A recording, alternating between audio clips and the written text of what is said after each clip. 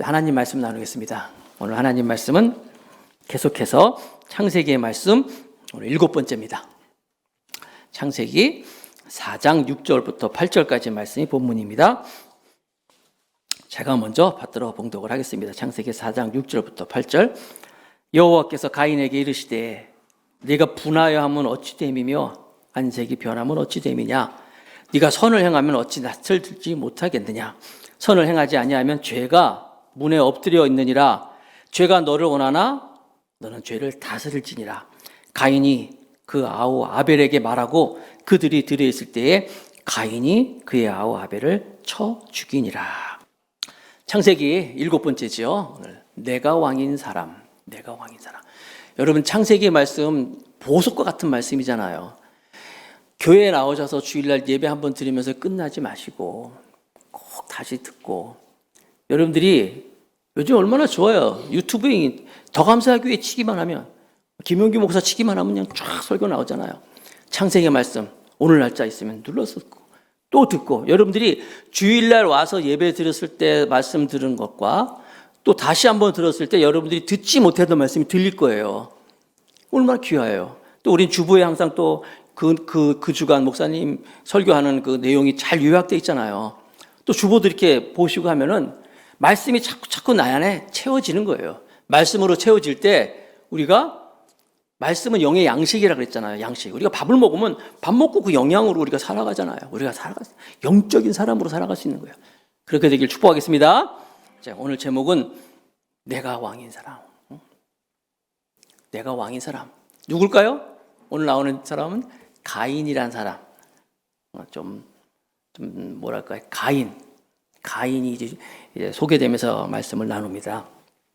하나님이 천지를 창조하시고 인간에게 복을 주시고 에덴 동산에 있게 하셨는데 아담과 하와가 타락을 했잖아요. 먹지 말라 한 선악과를 따먹었어요. 죽으리라. 그 죽는 게 뭐예요? 영적인 죽음이잖아요. 하나님과 분리가 됐다 그랬잖아요. 그래가지고 어떻게 에덴 동산에서 쫓겨났어요. 에덴 동산에서 쫓겨났지만 그래도 하나님께서는 생육하고 번성하라 하신 하나님의 그 축복의 말씀은 그대로 이루어져 가지고 아담이 땀을 흘리면서 일을 하게 됐지만 그 아담의 가정에 하나님이 자녀를 주시는 기쁨을 주셨어요. 아이가 탄생합니다. 우리 여기 있는 여성분들 애 낳는 거 두렵죠?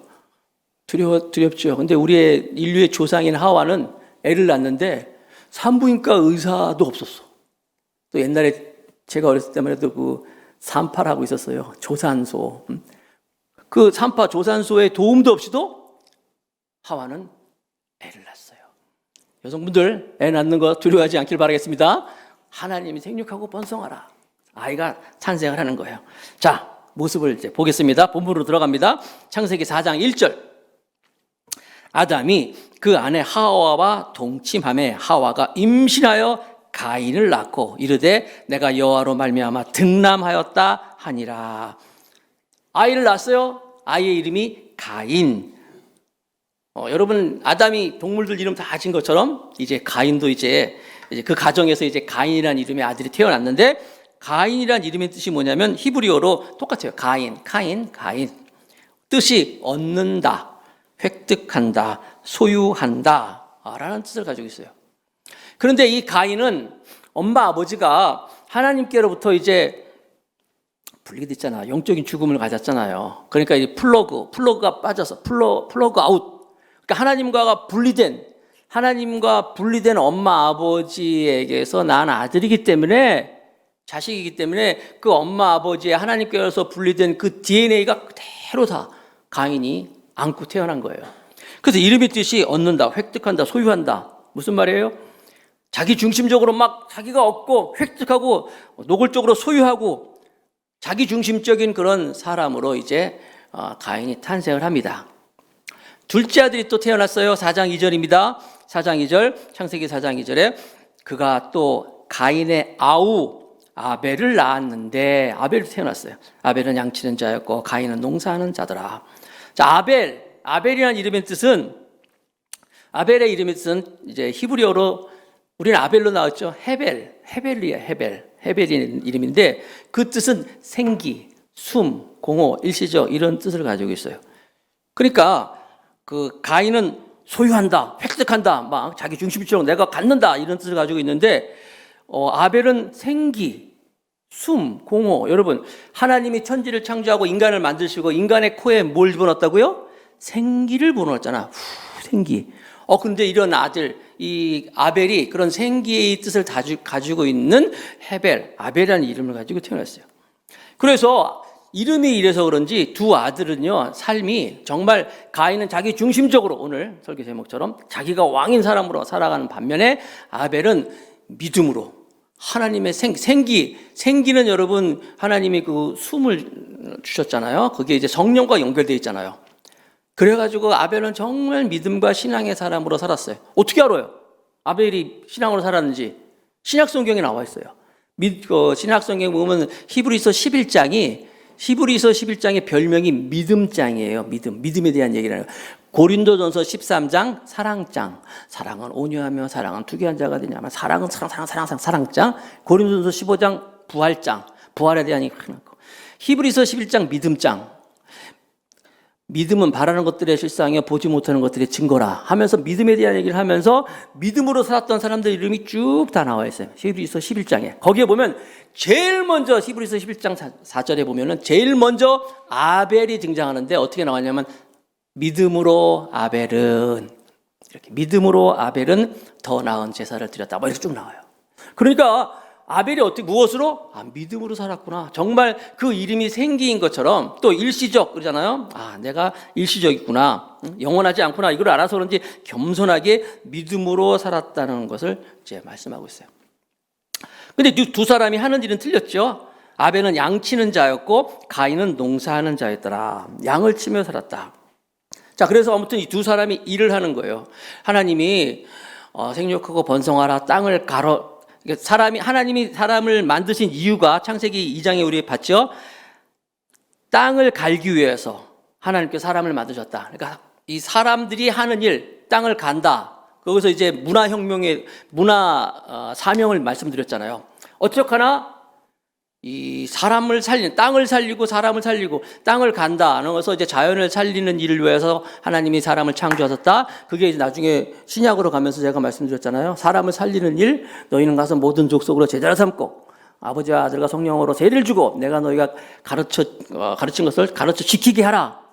그러니까 사람들한테 영적으로 구약의 하나님의 사명은 모든 것을 다스리고 땅을 가는 것처럼 이렇게 살리는 거라면 신약의 것은 사람들에게 복음을 전하여서 예수님으로 말미암아 사람을 살리는 것. 어떻게 하든지 살리는 사명.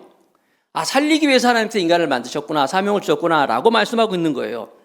이 살리는 일이 바로 하나님의 선한 일이라는 거, 우리 할 일이라는 거예요. 신약에 더 자세히 나와 있는데 에베소서 2장 10절 말씀이에요. 다 같이 읽어봅시다. 하나님 우리를 만드신 주. 시작. 우리는 그가 만드신 바라. 왜? 그리스도 예수 안에서 선한 일을 위하여 지으심을 받은 자니. 우리는 하나님이 만들었다. 왜 만들었다고요? 선한 일을 위하여서. 그런데 이 선한 일이 그냥 선한 일이 아니에요. 그 앞에 뭐가 있어요? 예수 안에서 선한 일을 위하여 우리를 지으심을 받았다. 단순히 선한 일이 아니에요. 세상 사람들도 선한 일 합니다. 사람들의 사명이 있는 거야. 먹고 살고 자기가 잘 먹고 잘 살기 위해 사는 것이 아니라 정말 선한 일을 해야 돼. 중요한 건 우리 그리스도인들은 그 앞에 있는 것처럼 예수 안에서 선한 일, 예수님이 빠진 선한 일은 생명이 없어요. 그래서 항상 예수님 안에서 선한 일을 위하여서 우리가 지음방을 받았다. 하나님 이렇게 만드셨다. 생명을 주는 자로 살아야 된다. 자, 이 두 사람이 이제 제사를 지냅니다. 예배를 드려요. 예배 제사를 드리는데 여기서부터 이제 이벤트가 시작되는 거예요. 오늘 본문 말씀 3절, 창세기 4장 3절부터 5절까지 말씀을 제가 읽습니다.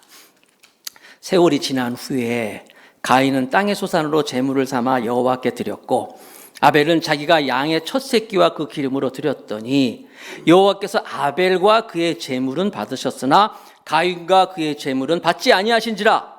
가인이 몹시 분하여 안색이 변하니. 자, 3절 말씀 다시 봅니다. 세월이 지난 후에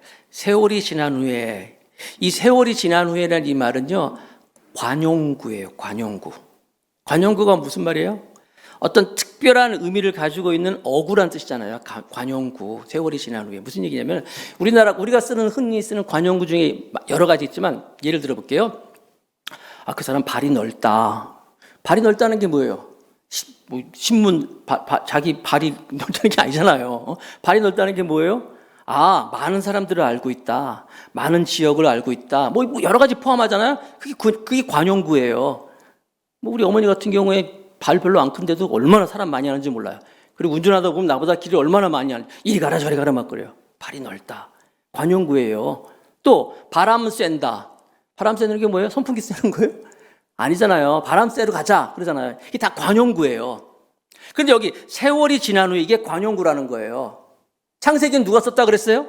모세가 썼다 그랬잖아요. 모세오경. 모세 시대 때 세월이 지난 후에 이게 이스라엘 사람들의 관용구예요. 여기에는 그냥 여러 가지 뜻이 있는데 뭐냐면 여기에는 날들의 마지막 내 이런 뜻이 있어요. 날들의 마지막. 직역하면 히브리어 원어를 그대로 하면 날들의 마지막 날에. 날들의 마지막 날이 무슨 말이에요? 그 당시 여러분 창조하고 사람들이 막 처음 시대 때 무슨 한 달이 뭔지 알겠어요? 1년이라는 게 뭔지 알겠어요? 이 사람들이? 잘 모를 거 아니에요. 날들의 마지막 날에. 그래서 이것에 보면은 여기에는 어떤 뜻이 있는 안식일. 하나님께서 이제 제7째 날 쉬셨잖아요. 그래서 마지막 날, 안식일이구나. 그런 의미가 담겨져 있어요. 관용구로서. 그 다음에 또 추수하는 사람들의 마지막 날, 농사 짓는 사람들의 마지막 날은 뭐예요? 추수하는 날이잖아요. 추수. 그래서 이 세월이 지난 후에는 안식일 의미도 있고 추수하는 사람들의 그 추수 때도 있고 그다음에 여기 말 그대로 있는 것처럼 시간이 지난 후에 이게 다 담겨져 있는 그런 뜻이에요. 세월이 지난 후에 안식일, 추수 때, 시간이 지난 후에. 그런데 그때 뭐가 있냐면 그때 이제 제물을 가지고 여호와께 드렸다. 제사를 드렸다는 거예요. 아니 그러면은 갑자기 또 웬 제사를 드렸나? 이 자녀들은 아담이 제사를 지내는 걸 봤잖아요. 아버지께 봤단 말이야. 아버지가 제사 지내는 걸 보고 자기들도 제사를 지내야겠다 싶어가지고 이제 제사를 지냈어요. 그런데 여기 보니까 가인과 아벨이 각각 제물을 드렸는데 하나님이 가인의 제물은 안 받고 아벨의 제물만 받으셔가지고 가인이 막 화가 났다 이런 내용을 담고 있는 거예요. 여기서 몹시 분하다 이 말도 히브리어로 와이하르라는 말인데 이게 미완료 진행이야. 미완료 진행. 그러니까 가인이 몹시 분하여 한 번 화나고 끝난 게 아니라 계속 화를 내고 있는 거야. 미완료 진행. 그러니까 이 가인이 코에 막 불이 막 나오면서 막 씩씩거리면서 막 있다. 그걸 말씀하고 있는 거예요. 그러면 하나님이 왜 가인의 제물은 안 받고 아벨의 제물만 받았느냐? 이 궁금증 하잖아요? 이거에 대한 해석이 크게 두 가지로 있어요. 첫 번째 해석은 뭐냐면 아벨은 양을 잡아서 피 흘림의 제사를 드렸는데 가인은 그냥 곡식을 드렸다. 그래서 피 흘림이 없는 제사를 지냈다. 그래서 안반 하나님 받으시지 않았다는 전통적인 해석. 신약에 보면 피 흘림이 없으면 사함이 없었다 이런 말씀도 있잖아요. 그러니까 제물을 드리려면 제사를 드리려면 피 흘림이 있어야 되는데 피 흘림이 없기 때문에 안 받았다라는 전통적인 그러니까 이 제물의 차이로 보는 해석이 있어요. 두 번째 해석은 뭐냐면 아니야. 제물의 차이가 아니라 제사를 드리는 사람의 차이야. 그 사람의 태도의 문제다라고 지적하는 거예요. 두 번째가 더 타당해요. 물론 나중에 구속사적인 차원으로 이제 제사를 지낼 때는 피 흘림이 있어야 되는 그렇게 봤을 때 그런 면도 있겠지만은 만약에 제물 가지고 무슨 문제가 있었다면은 하나님이 가인한테 너 왜 곡식 드리냐라고 해야 하잖아요. 전혀 그런 거 안 나와요.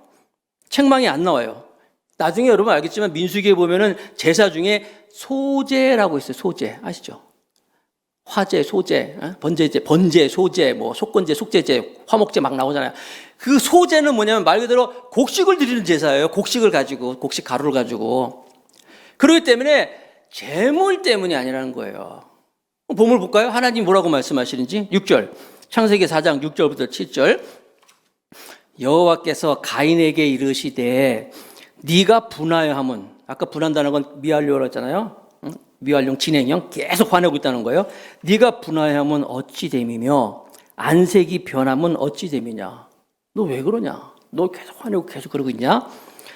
자, 네가 선을 행하면 어찌 낯을 들지 못하겠느냐? 선을 행하지 아니하면 죄가 문에 엎드려 있느니라. 죄가 너를 원하나 너는 죄를 다스릴지니라. 하나님이 뭐 양을 드렸냐 곡식을 드렸냐 이게 중요한 게 아니에요. 그게 중요한 게 아니에요. 너의 삶에 너 지금 왜 화내고 있어? 너 왜 이렇게 분하고 있는 거야? 그러면서 뭐라고 말씀해요? 죄가 문 앞에 엎드렸다. 이거 뭐예요? 네 문 앞에 지금 죄가 있다. 그리고 너는 죄가 너를 원하나. 죄가 너를 원하나. 여러분, 죄가 너를 원한다는 이 말이 하와에게도 얘기했어요. 하와가 범죄했을 때 하나님이 벌을 주잖아요. 너는 남편을 원하나 남편이 너를 다스리리라 그랬어요. 그러니까 이 원한다는 게 뭐냐면 이게 테슈카트라는 히브리어인데 지배한다는 뜻을 가지고 있어요. 지배. 그러니까 하와를 한번 생각해 봅시다. 너는 남편을 원하나 남편이 너를 다스리라. 그러니까 하와가 남편을 막 지배하려고 하는데 그러니까 여러분 가정에서 남편을 아내가 지배하면 그거 벌 받는 거예요. 하나님 말씀하셨어요 이미. 너는 남편을 원하나 남편이 너를 다스리라. 원하나. 타슈카도 똑같이 이 말씀이 죄가 너를 원하나.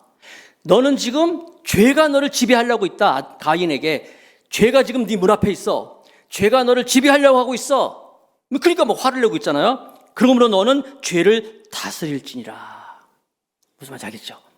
죄가 지금 막 화내고 있으니까 너 지금 죄가 네 문 앞에 있고 죄가 너를 다스리려고 하고 있고 그러니까 너는 죄를 다스려야 돼. 여러분 우리가 창세기 공부하면서 처음 나온 단어가 있을 때 유의하라 그랬잖아요. 죄라는 단어가 처음 나온 거예요. 여기서. 누구에게? 가인에게서 죄라는 얘기가 처음 나왔어요. 죄. 히브리어로 하타트라는 단어인데 죄. 뜻은 관역이 쫙 정확하게 이제 자기 화살이 관역을 향해 나가야 되는데 벗어났어. 이게 하타트야. 죄라는 것은 관역을 벗어났다는 거예요. 누구한테 처음 썼다고요? 가인에게 죄를 썼어요. 처음 나왔어요. 가인은 자기밖에 모르고 자기 중심적으로 살았고 특별히 여기 보니까 화를 내고 있어. 분을 내고 있어. 막 씩씩거리고 있어. 너 지금 죄가 문 앞에 있다. 죄가 너를 다스리려고 하고 있다. 그러면 너는 죄를 네가 이제 다스려야 돼. 이걸 말씀하고 있는 거예요. 여러분 그러니까 우리가 막 화를 내고 분내고 막 씩씩거리면 지금 뭐가 있다고요? 문 앞에 누가 있다고요? 죄가 있는 거예요. 막 화가 막 난다. 막 씩씩거린다. 그럼 내가 지금 죄가 나를 다스리고 있구나. 어저께 결혼식 있어가지고 어떤 목사님이랑 같이 결혼식을 같이 갔는데 그 목사님이 그러더라고요. 며칠 전에 내가 교통사고가 났대. 뭐 큰 사고는 아니지만 접촉사고가 났는데 왜 났느냐? 그때 내가 완전히 열받아가지고 씩씩거리면서 하다가 그 사고를 냈다는 거야. 그러면서 얘기하는 거야. 큰 사고는 나는 없었는데 나는 가끔 가다가 내가 지금까지 살면서 교통사고가 있을 때가 있었는데 그때마다 보니까 자기가 화가 났을 때래. 씩씩거리면서 막 열받았을 때래. 그때 사고가 꼭 났다 하면서 저하고도 아는 그런 경우가 있었어요. 그때도 그랬어요. 그때도 내가 누구나 화나서 그랬었어. 막 얘기하더라고요. 내가 지금 막 화를 내고 있다. 분난다. 내가 막 지금 막 열받았다. 무슨 상황이라고요? 미스터 사탄이 지금 똑똑똑똑 하고 지금 문 앞에 있구나. 알아야 돼요, 여러분. 내가 지금 죄 가운데 있구나. 죄가 나를 다스리고 있구나. 왜냐하면 하나님이 우리를 천지를 창조하실 때 우리는요, 하나님이 에덴 동산에 놓았잖아요. 에덴의 뜻은 기쁨이에요, 기쁨. 기쁘게 살라고 하나님 우리를 만드셨고, 또 아담이 하와를 보고 막 사랑의 말을 했잖아요. 내 살 중에 살이요, 뼈 중에 뼈요 그랬잖아요. 사랑의 말, 사랑하며 살도록, 기뻐하며 살도록 하나님 우리를 만드셨다는 거예요. 근데 내가 막 화를 내고 있다? 내가 지금 분내고 있다? 하나님의 뜻대로 살고 있지 않는 거예요. 그럼 죽어요, 여러분. 죽게 됐어요, 그러면 일찍. 우리는 늘 하나님의 기쁨, 항상 기뻐하라. 성경은 말하잖아요. 항상 기뻐하라. 이는 그리스도 안에서 너희를 향하신 하나님의 뜻이니라. 지금 가인이 막 화내고 자기 중심적으로, 자기가 왕인 사람 모든 게 자기 중심으로 돼야지 선이야. 내 뜻대로 돼야지만이. 하나님이 내 재물을 받지 않으셨다. 안 받았어, 하나님이? 지금 뭐예요? 자기가 왕이에요. 자기가 하나님인 거예요. 그리고 자기가 옳아야지 다 옳은 겁니까? 여러분, 내가 보기에 옳아야 다른 사람 보기에 다 옳은 겁니까? 아니잖아요. 그 유명한 이솝 우화가 있는데, 이솝 우화에 보면은 여우와 두루미라는 이야기가 있어요. 여우와 두루미. 아시죠? 우리 한번 기억을 되살려 봅시다. 여우와 두루미가 있는데, 아시는 것처럼 여우가 두루미를 초청해가지고 밥을 먹는데 스프를 딱 준비했어. 그런데 접시에다가 딱 준 거야, 접시에다. 그러니까 두루미가 접시에 있는 스프를 어떻게 먹어요? 그걸 먹기 힘들잖아요. 나중에 두루미가 또 여우를 초청합니다.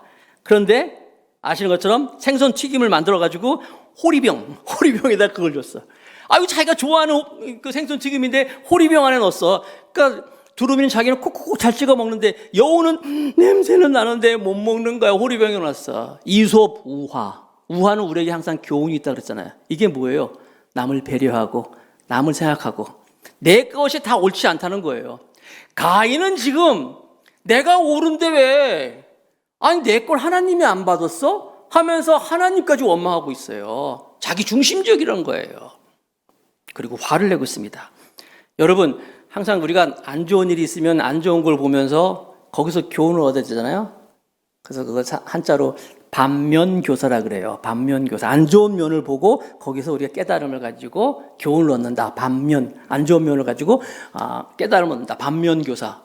아니, 하나님이 내 거는 받지 않고 아벨 걸 받았어. 그러면은 가인이라면 왜 나를 내 걸 안 받았지? 자기 자신을 좀 보고 또 아벨 걸 받았네? 그럼 아벨을 받았으면 내가 아벨한 동생한테서 뭘 배울 게 있을까? 이래야 되잖아요. 근데 그게 아니야. 오히려 막 화내고 분노하고 질투하고 분노, 시기, 질투 이것은 사탄의 도구입니다. 우리 사랑하는 더 감사하게 성도들은 절대로 시기, 질투, 분노하지 마시고 남이 잘 될 때 진심으로 축하하는 여러분 되기를 주님의 이름으로 축복합니다. 한국 사람들이 안 좋은 영성 있죠. 다 이것도 죄로부터 온 것 같아. 한국 사람들이 안 좋은 영성. 남이 잘 되면 어때요? 네? 거기서 그래서 유명한 있잖아요. 사촌이 땅을 사면 배가 아프다. 이거 참 안 좋은 속담이잖아요. 나랑 사귀던 사람이 나 싫다 그러고 나보다 더 좋은 사람을 찾아서 갔어. 그러면 어떻게 해요? 말 없이 고이 보내드리리이다 있잖아요. 거기까진 좋았어. 말 없이 고이 보내드리기는 하는데 그냥 안 보내죠. 나를 들여밟고 가소서. 그냥 가지 말고 나 아주 밟고 가라. 마지막에 어떻게 됩니까? 네가 죽어도 아니 눈물 흘리오이다. 막 공부하잖아요. 우리 막 시험 보고 막. 대한민국 사람들, 여러분 전 세계 사람들이 이거 한국 사람 노래라고 다 알고 있는 노래가 있어요. 유명한 노래. 아리랑. 그거 다 알잖아요. 얼마나 운율도 좋고 전 세계 사람들이 대한민국 사람들의 노래 아리랑. 거기 가사가 어떻게 됩니까? 나를 버리고 가시는 님은 신미도 못 가서 발병 나라. 이게 우리 영성이야 이게. 여러분 정말 우리는요 다른 사람이 잘 되면 진심으로 축하해 줘야 돼요. 근데 우리 안 그렇잖아요. 누가 잘 되는 거 보면은 은근히 그 사람 괴롭힙니다. 누가 잘 되는 거 있으면 은근히 그 사람 괴롭혀. 어떡하죠? 한턱 내. 이거 은근히 괴롭히는 거예요. 아니 옷만 새 옷 입고 와도 착복식 해너. 착복식. 여러분 우리 정말 여러분들 다른 사람이 잘 될 때 한턱 내 하지 말고 내가 너를 위해서 정말 한턱 쏠게. 내가 이거 좋은 일 있구나. 물론 본인이 그런다면 아무 소리 안 해. 괜찮았지만 억지로 막 이거 해라 저거 해라 한턱 내라 한턱 쏘아라 막 그러지 말라는 거야. 내가 진짜 너를 위해서 너 이사 갔니? 이사 갔으면 집들이 그러지 마시고 이사했구나. 너무 힘들겠구나. 고생 많았네. 내가 맛있는 거 사줄게. 이게 정말 그 사람을 축복하는 거예요. 그게 정말 그 사람을 위해서 사랑하는 거예요. 구약 성경에 보면 잠언에 보면 이런 말씀이 있어요. 잠언 11장 25절. 이걸 외워야 되다 사실. 구제를 좋아하는 자는 풍족하여질 것이요. 다 같이 남을 윤택하게 하는 자는 자기도 윤택하여지리라. 다른 사람이 막 잘 되도록 내가 도와주잖아요. 나도 잘 돼요. 그 사람이 받은 복이 나한테도 이렇게 온다는 거예요. 누가 그랬어요? 요셉이 다른 사람의 꿈을 막 해석해주고 다른 사람의 꿈을 막 도와줬더니 결국 자기가 총리가 되는 놀라운 하나님의 복을 주셨잖아요. 남을 윤택하게 하는 자는 자기도 윤택해진다.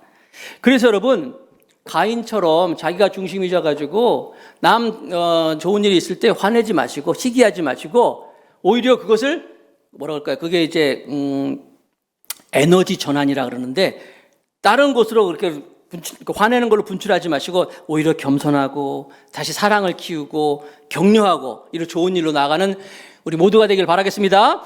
자, 창세기 4장 5절, 6절, 7절 아까 말씀드린 것처럼 하나님이 가인을 깨닫게 하잖아요. 너 지금 왜 화내고 있니? 너 지금 죄가 문 앞에 있다. 죄가 너를 지배하려고 하고 있다.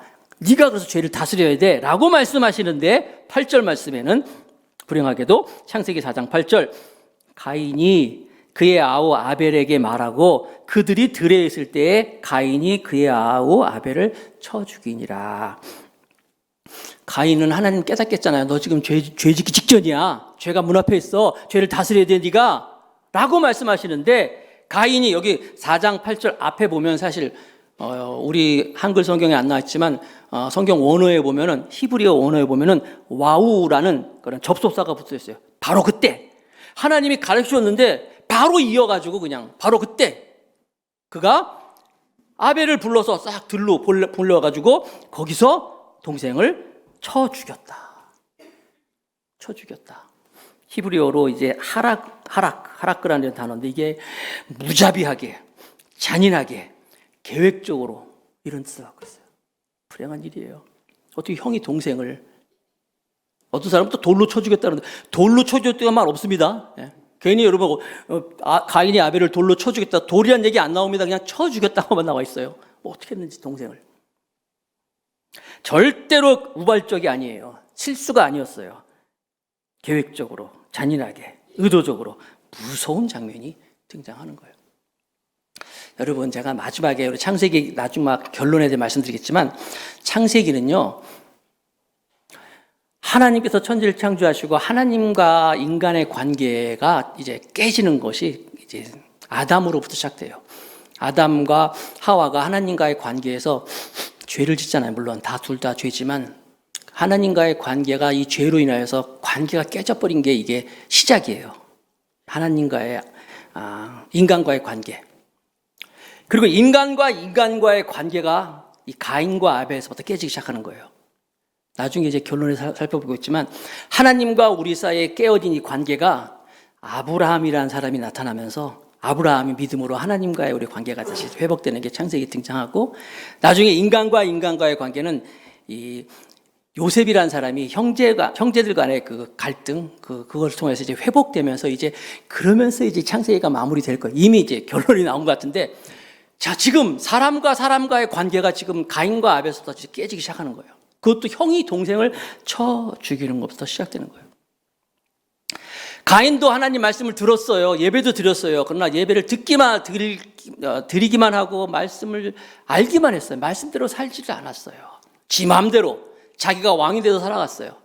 결국 그는 자기가 왕이 된 사람이 돼가지고 동생을 죽이는 인간과 인간의 관계를 깨버리는 그런 시조가 되고 말았죠. 요한복음 14장 21절 말씀을 같이 읽겠습니다. 다 같이 읽습니다. 시작. 나의 계명을 지키는 자라야 나를 사랑하는 자니 나를 사랑하는 자는 내 아버지께 사랑을 받을 것이요 나도 그를 사랑하여 그에게 나를 나타내리라. 오늘도 여러분 많은 말씀을 듣고 있어요. 설교도 듣고 있습니다. 듣는 게 중요한 게 아니에요. 이 말씀을 듣고 마음에 담고 계명을 지키는 자가 하나님을 사랑하는 자고 그런 자로 하나님이 나도 사랑한다라고 말씀하고 있어요. 자, 본문으로 다시 돌아갑니다. 자, 9절을 보니까 하나님이 이제 가인에게 말씀하십니다. 창세기 4장 9절. 여호와께서 가인에게 이르시되 네 아우 아벨이 어디 있느냐? 그가 이르되 내가 알지 못하나이다. 내가 내 아우를 지키는 자 아니니까? 여러분, 하나님이 아벨이 어디 있는지 몰라서 가인에게 네 동생 아우가 어디 있냐라고 물어봤겠어요? 하나님이 가인에게 네 동생 아벨이 어디 있냐라고 물어보는 건 뭐예요? 이건 가인으로 하여금 회개할 수 있는 기회를 주시는 거예요. 마치 아담이 선악과를 따먹고 숨어 있을 때 하나님이 아담아 어디 있느냐라고 물어봤을 때 어디 있는지 몰라서 물어본 게 아니잖아요. 어디 있느냐라고 물어보는 것은 기회를 주는 거예요. 회개할 기회를. 그때 아담이 하나님 내가 죄를 졌어요. 하나님이 먹지 말라는 선악과를 먹었어요. 죄송해요. 그랬어요. 라고 하면 되는데 당시 하나님이 주신 하와 때문에 먹었습니다. 하나님이 주신 여인 때문에 먹은 거 아닙니까? 라고 원망하고 불평하잖아요. 마찬가지로 지금 가인에게 내 아우 아벨이 어딨냐라고 물어보았어요. 그런데 이 가인의 대답은 하나님 내가 실수했습니다. 내가 동생을 모르고 죽였습니다. 라고 하는 게 아니라 나는 알지 못합니다. 내가 내 아우를 지키는 사람입니까? 불행하죠. 부모의 그 죄가 고스란히 자녀에게 다 나오는 거예요. 그러므로 우리는 정말 말씀 안에서 내가 중심이 아니라 하나님이 중심이 되어서 하나님을 왕으로 모셔서 회개할 때 빨리 회개하고 빨리 말씀으로 돌아와서 하나님께 사랑받는 우리 모두가 되길 바라겠습니다. 그렇게 원망하는 가인에게 하나님이 저주하시죠. 뭐라고 말씀하십니까? 4장 10절 11절 말씀. 이르시되 네가 무엇을 하였느냐? 네 아우의 핏소리가 땅속에서부터 내게 호소하느니라. 땅이 그 입을 벌려 내 손으로부터 내 아우의 피를 받았은즉 네가 땅에서 저주를 받으리라. 여러분, 하나님이 아담에게도 이제 벌을 줄 때 땅을 저주하셨어요. 그렇죠? 땅을 아담으로 인해서 땅이 저주를 받았어요. 아담으로 인해서 땅이 저주를 받을 때 땅이 가시와 엉겅퀴를 냈단 말이에요. 가시와 엉겅퀴를 내도 그래도 아담이 농사를 지면 곡식은 났었어요. 그러니까 사람에게 저주를 하진 않았어요. 근데 가인을 향해서는 네가 땅에서 저주를 받으리라. 하나님이 땅을 저주를 했지 인간을 향해 저주하지 않았는데 가인이 아벨을 죽였을 때는 하나님께서 가인을 향하여서 네 아우의 피를 받았을 때 네가 땅에서 저주를 받겠다라고 무서운 사람을 향한 저주를 하기 시작한 거예요. 호소한다. 히브리어로 초아킴이란 말인데 울부짖는다. 하나님이 그 아벨의 그 땅에서 아벨의 그 호소하는 걸 들으시는 거예요. 그래서 창세기 4장에 보면은 아우란 말이 6번 나와요. 6번. 아우란 말이 막 나오고 특별히 가인을 향하여서 아우란 말을 3번 하잖아요. 네 아우가 어딨냐?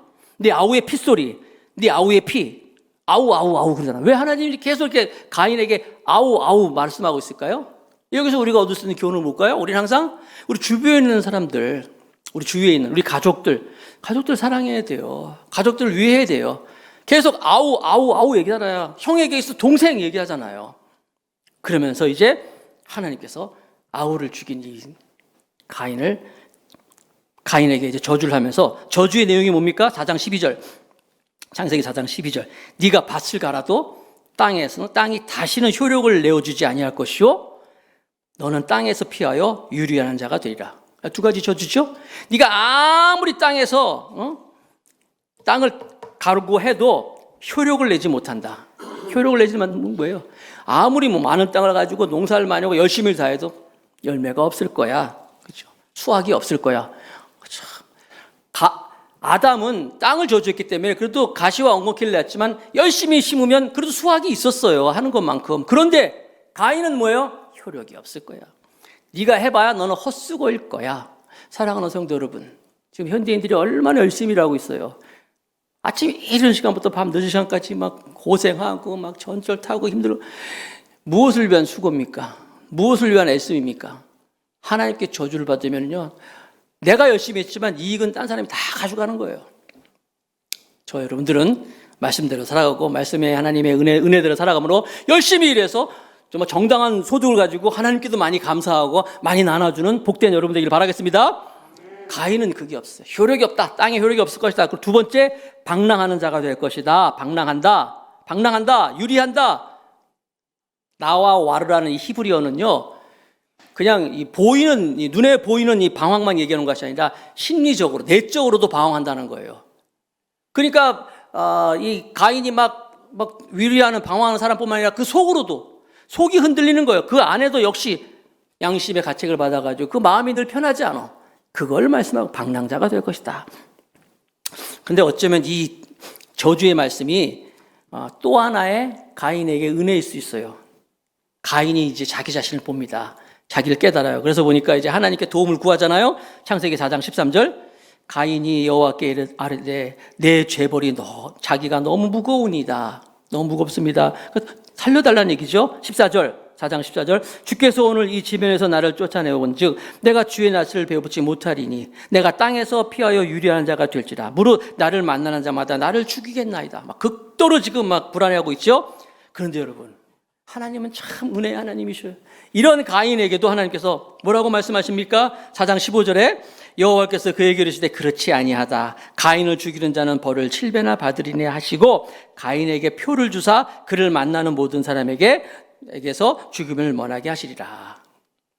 그럼 또 목사님 여기 사람이 4명밖에 없는 거 아니에요? 또 다른 사람 누가 있어요? 여러분, 대표성을 가지고 하나님께서 이제 가인을 얘기하고 아벨을 얘기한 거예요. 그러니까 아담과 하와가 많은 아이들을 낳았어요. 900세 막 나오잖아요. 많은 사람들이 낳는데 그 중에서 가인 얘기를 하고 아벨 얘기를 하는 거예요. 그러니까 다른 많은 사람들이 있었다는 것을 아셔야 되는 거예요. 구속사적인 입장에서 대표적인 사람을 가지고 지금 말씀을 하시는 거예요. 좌우지간 가인이 내가 불안하다는 거예요. 다른 사람이 날 죽일까 봐 불안하다는 거예요. 아니야, 내가 너에게 표를 주겠다. 표를 주겠다. 그럼 또 이걸 가지고 또 그 표가 뭘까? 그런 거 연구하지 마세요. 그런 거 없어요. 하나님이 주시는 표는 하나님만 알고 또 가인만 알고 혹이라도 가인을 해하는 사람이 있을 때 그 사람만 아는 표예요. 그렇게만 아세요. 또 이걸 또 표가 뭐다 별 모양인지 무슨 문신인지 이렇게 생각하지 마시고 그런 표시를 줬구나. 결국 가인이 4장 16절에 창세기 4장 16절 가인이 여호와의 앞을 떠나요 에덴 동쪽 놋 땅으로 거주하더니 거기 가서 삽니다. 그런데 이 놋이라는 곳이 말 뜻이 놋 땅, 놋의 뜻이 허무라는 뜻을 가지고 있어요. 허무. 이제 다음 주에 살펴보겠지만 창세기 5장에 보면은 아담서부터 여러분 그 사람들의 수명을 다 나와. 누가 몇 세에 죽었고 몇 세에 죽었고 그 나이가 쭉 나와요. 그런데 가인은 언제 죽었는지 나이가 안 나와. 수명이 안 나와요. 무슨 얘기예요? 놋 땅에 가서 허무하게 방황하다가 아무도 모르게 그렇게 죽어버렸어요. 이게 가인이에요. 성경에 그가 언제 죽었는지 나이가 몇 살인지 기록도 안 하고 있어. 사라져버렸어. 없어져버렸어. 언제 죽을지 모르는 인생을 끝냈다는 거예요. 오늘 설교가 좀 마음이 어렵죠? 제목부터요. 내가 왕인 사람들이 이야기한 거예요. 자, 적용합시다. 내가 왕인 사람들은 첫 번째, 소유하기 위해 살아갑니다. 가인의 이름이 나오잖아요. 얻는다, 쟁취한다, 자기 중심으로 막 살아갑니다. 두 번째, 내가 왕인 사람은 영적인 아비가 없어요. 무슨 얘기냐?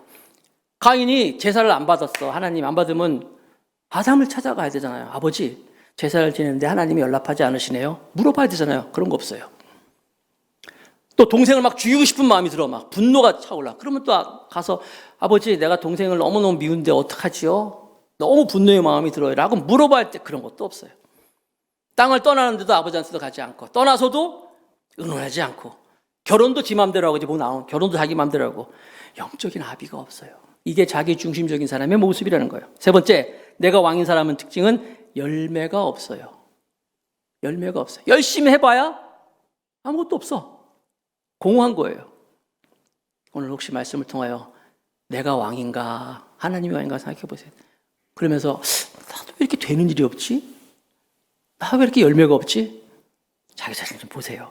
네 번째, 내가 왕인 사람은 공허 속에서 갇혀서 결국 인생을 마칩니다. 이게 내가 왕인 사람, 자신이 왕이 된 사람들의 모습이라는 거예요. 시간이 많이 갔네. 조금 더 할 얘기가 있는데 다음에 또 하면 되니까. 사랑하는 성도 여러분, 우리는 내가 중심이 아니라 하나님이 중심이 돼야 되고, 내가 창조자가 아니라 우린 피조물이에요. 하나님이 우리의 창조자가 되는 거예요.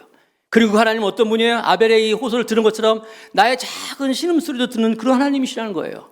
그 하나님 바라보면서 의지하면서 이 세상을 내가 중심이 되어서 내가 왕으로 살아가지 마시고 하나님을 왕으로 모시고 예수님을 주로 모시고 살아감으로 주 앞에 믿음의 사람으로 굳건히 나아가는 우리 모두가 되시길 주님의 이름으로 축복하겠습니다.